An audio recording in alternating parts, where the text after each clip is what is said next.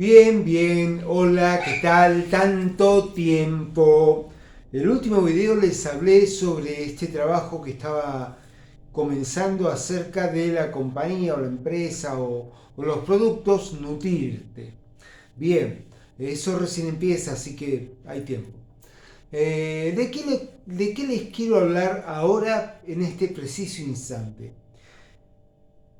A ver, vamos a comenzar desde acá. Cómo es que la historia nos pasa, la historia de nuestra vida, de la vida humana, nos pasa exactamente al lado nuestro, estamos entreverados en la historia humana y no nos damos cuenta. No nos damos cuenta en absoluto, pero nos suceden cosas que marcan un cambio. Puede ser importante, sí, o importante, menos importante. ¿Entienden? Pero son cosas que suceden y que hacen a nuestra vida humana. Les comento para ser más claro. En 1945 en Egipto se encontraron los rollos del Mar Muerto, o los rollos de Nag Hammadi. Y bueno, eso causó una conmoción.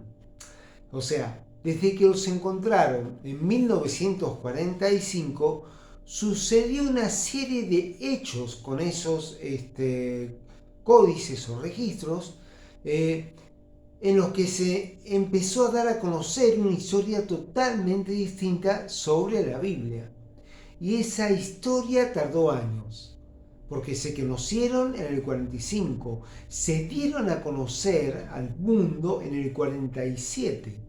Y no fue sino hasta el 1948 que llegaron a Estados Unidos y ahí los norteamericanos hicieron público el conocimiento de estos nuevos hallazgos, de esta nueva escritura de gran antigüedad que databa de 6 o 7 siglos antes de la era cristiana, y todos hablaban de libros bíblicos del Antiguo Testamento. Había algunos, impresionante esto, había una serie de evangelios sobre la vida de Jesús que nadie los conoce, porque simplemente cuando se elaboró lo que se llama el canon bíblico, o sea, los libros que iban a entrar en la Biblia, fue por el año 300 más o menos, se hizo durante algunos concilios vaticanos, y ahí se llegó a la conclusión de cuáles iban a ser los libros que se podían divulgar. Entonces tenemos una Biblia con 4 evangelios que dicen exactamente lo mismo, desde 4 puntos de vista distintos, y donde no traen mucha luz o algo nuevo. Sin embargo, estos evangelios escondidos de Jesús hasta 1945 hablan de un Jesús totalmente distinto al que todos conocemos. Porque el que todos conocemos es un Jesús diminuto, minúsculo, chiquitito, con pensamientos acordes para que todos los entendieran hasta, digamos, el año 300. Era muy simplista, una religión muy simplista. Bueno, acá tenemos otro Jesús con otras palabras, con otras situaciones de vida. Bien, eso sucedió en 1945, o sea que la gente ya estaba expectante con estos cambios que se estaban dando a nivel mundial. Claro, se puso en riesgo, se puso en tela de juicio algunos conceptos bíblicos exprimidos como una gran verdad, porque recuerden, en nuestro planeta todavía creemos que la verdad es absoluta, es de tal y cual manera y hay que seguirla de tal y cual manera. Pero esto no es así, porque no hay verdades absolutas, solo siempre va a haber verdades relativas, porque cada uno va a tener una visión sobre esta, aquella o cual verdad. 1945. En 1946 sucedieron 2 hechos fascinantes. La caída de un ovni, objeto volador no identificado, en Roswell, Nuevo México, donde se supone que hay agencias que se encargaron de encubrir todo esto, como la NASA, el Pentágono, todos ellos, pero se supone que rescataron cuerpos vivos de seres de otros mundos que habían caído en esa nave. Esto va a ser totalmente cuestionado o no, pero hoy ya sabemos que es una verdad muy evidente y que estos grupos de encubridores se encargaron de encubrir. Pero 1945 y 1946 tiene que haber sido una época fascinante para el mundo. Todo el mundo estaba atento a lo que estaba pasando. De golpe, la Biblia, la famosa palabra de Dios, ahora tenemos otra Biblia, otro conocimiento. ¿Cómo puede ser esto? Y bueno, eso sucede. Es que la historia de nuestra humanidad sucede a nuestro alrededor continua y constantemente. Y nosotros no nos damos cuenta. La dejamos pasar, dejamos que se vaya porque nos sentimos muy minúsculos. Muy poca cosa, muy poco importantes. Qué terrible es esto, qué terrible. Miren, les voy a comentar una verdad. Yo estoy muy expectante de lo que hace y no hace este presidente de nuestro país, Argentina. ¿Por qué? Porque este presidente rompe todos los cánones naturales de un hombre que se autodenomine hombre. Tiene una naturaleza muy mezquina, muy poco ortodoxa, está desprendido de toda realidad. Este presidente nuestro que tenemos actualmente va a permanecer en la historia argentina como el peor presidente de la historia de toda la vida de nuestro país. Porque ya está catalogado así. Ya está catalogado así. Todo el mundo se ríe de él, disfruta de reírse de él, hace chistes sobre él y él no puede decir nada. Porque no sabría qué decir. Es un hazmerreír, pobre hombre. Pero bueno, parece que es el papel que a él le tocó en esta vida, en este momento de nuestra historia. Volvemos al pasado, un poquito a lo que estaba diciendo en este videíto, un poquito atrás. 1945 se descubren los códices del Nag Hammadi, una nueva Biblia que es la vieja Biblia escondida de la humanidad. 1946 cae un ovni en Roswell, Nuevo México, y se rescatan seres vivos de esa nave. 24 de junio, el día de cumpleaños de mi hermana Mabel, que ya nos dejó, de 1947, también 1947. Es impresionante lo que le sucedió al piloto Kenneth Arnold. Era un piloto experimentado con 9.000 horas de vuelo, sabía mucho sobre volar, sobre lo que es planear, y él trabajaba de vuelos comerciales y de todo tipo. Llevaba y traía gente a distintos lugares en la costa este de Estados Unidos. Bueno, fabuloso. ¿Qué le sucedió a Kenneth Arnold? Kenneth Arnold dio el primer avistamiento ovni de la historia. Él fue el que le puso el nombre de platillos voladores, porque él para tratar de definir su estructura, su formación, cómo eran y qué estaban haciendo, él dijo que eran similares a platillos dados vuelta, o sea, con la boca para abajo, eran similares a platos, esta formita. Y él entendió que ellos eran platos voladores. Él fue el que le puso el nombre de platos voladores. Por eso la ufología internacional celebra el 24 de junio de todos los años como el nacimiento de la ufología en el planeta Tierra. Interesante cómo la historia pasa a nuestro lado y no nos damos cuenta. Porque esos pastores que encontraron un códice en una vasija escondida en Nag Hammadi, en el norte de Egipto, nunca se dieron cuenta de lo que encontraron, simplemente notaron que era algo raro, inclusive la ignorancia siempre reina, así que uno de los pastores no quería abrirlos, los encontraron unos jarrones depositarios de papeles, o digamos así, de papiros, y entonces los guardaron ahí, y había que abrirlos para sacarlo, pero uno de los pastores tenía miedo porque tenía miedo que salgan espíritus, porque era su creencia. podían salir espíritus o genios y dominarlos y marcar sus vidas, y se imagina todo eso. Hasta que no lo quería abrir.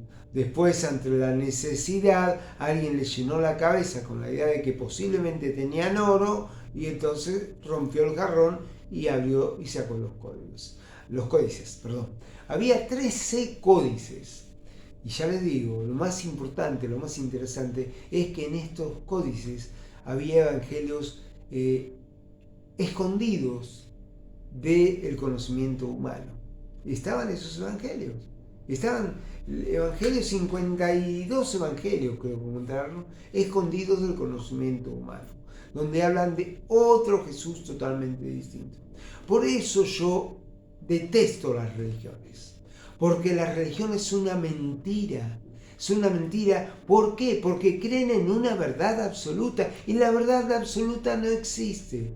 Y para mí el último y único cristiano que hubo en la vida, en la tierra, fue Cristo. Los demás somos todos charlatanes del cristianismo. Todos hablamos por oídas de lo que era el cristianismo, pero Jesús era Cristo. Jesús mismo era Cristo.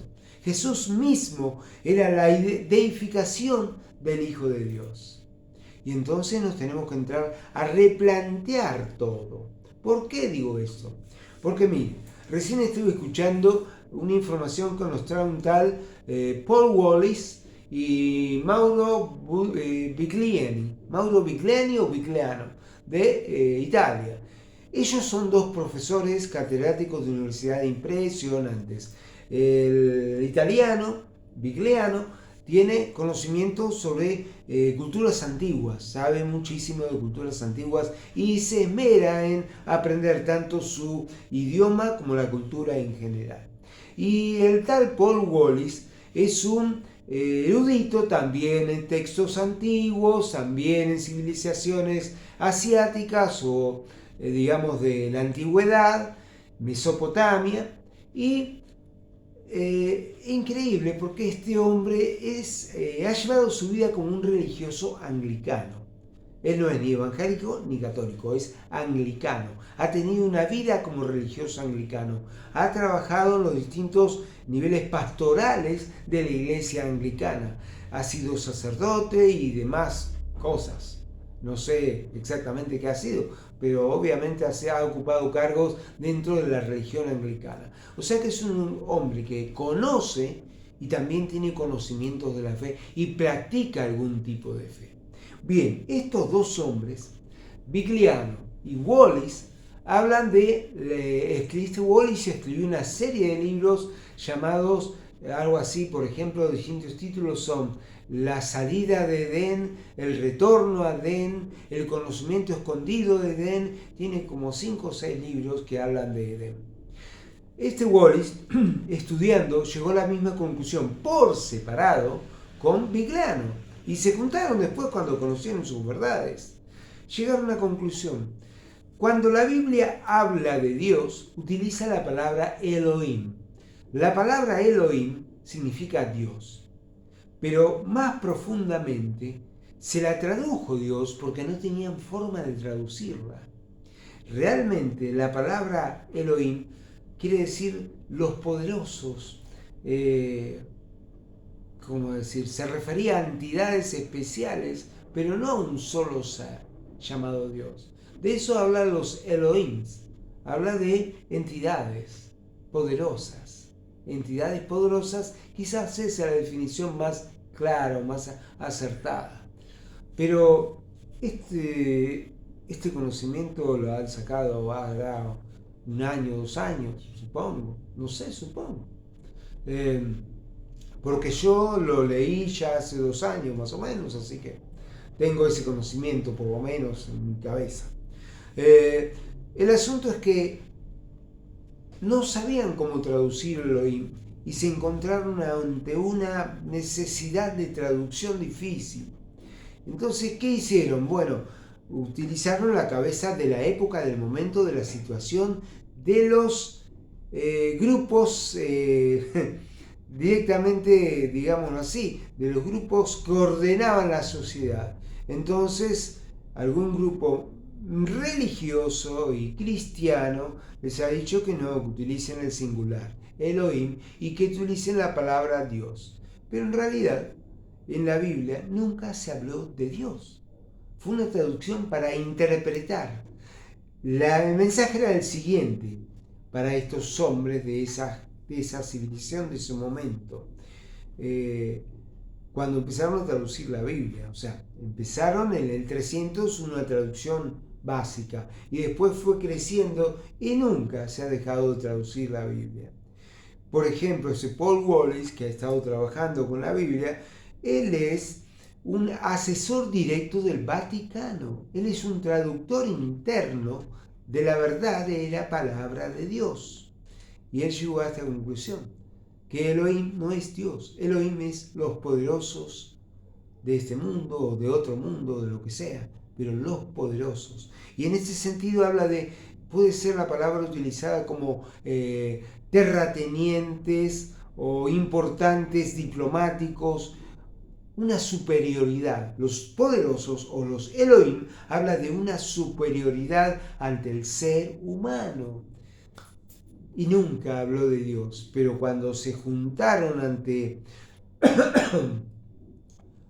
los distintos grupos a darlo a entender, a explicarlo, llegaron a una conclusión.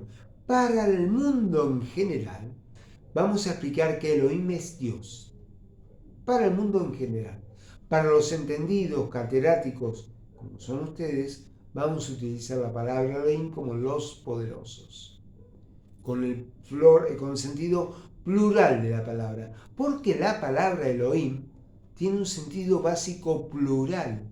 Habla de muchos, habla de cantidad, habla de una necesidad de una sucesión de personas o entidades o seres. Por eso también se define a Elohim como ángeles. ¿Entienden? Estamos hablando de terratenientes, diplomáticos, ángeles, con una superioridad.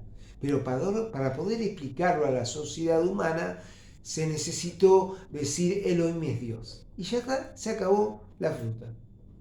Así de fácil. Se acabó la fruta. Elohim es Dios y listo. Ahora hagan todo lo que Elohim explica y yo te lo voy a seguir explicando porque yo tengo el conocimiento para poder explicártelo. ¿Entendés?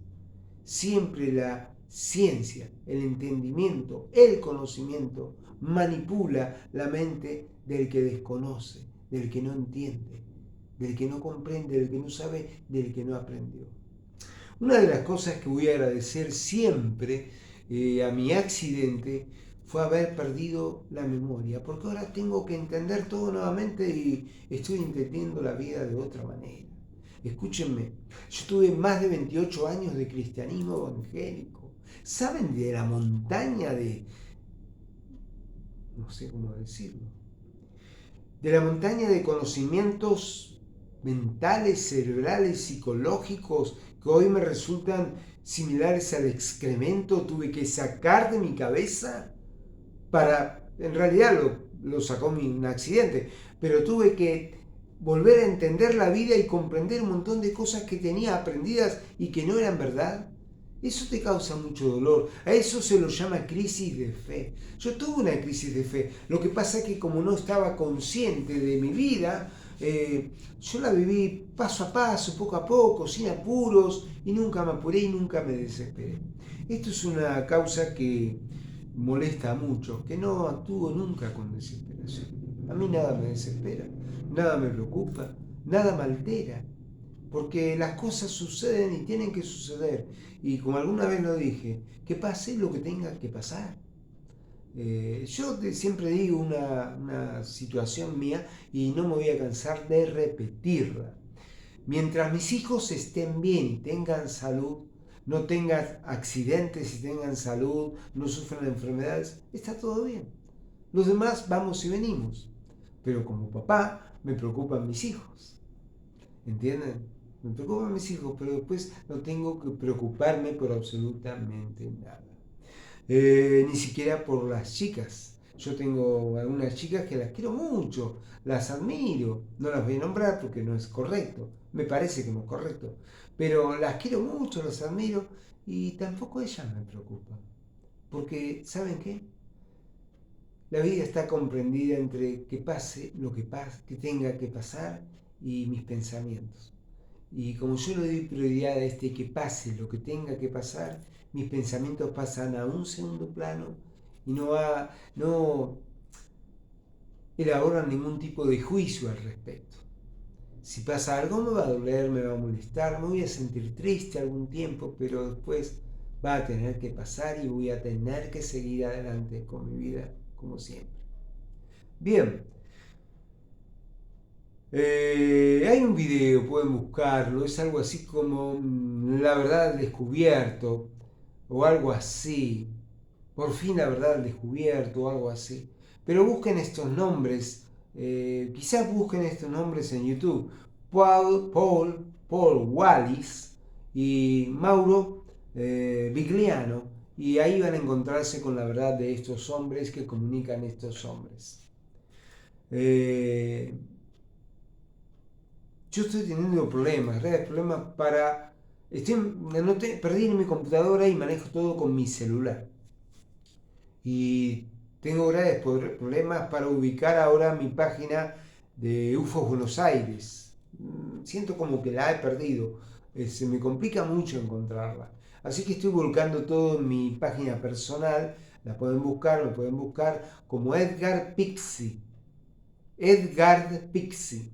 Ahí estoy buscando algunos de los conocimientos de los que estoy hablando acá.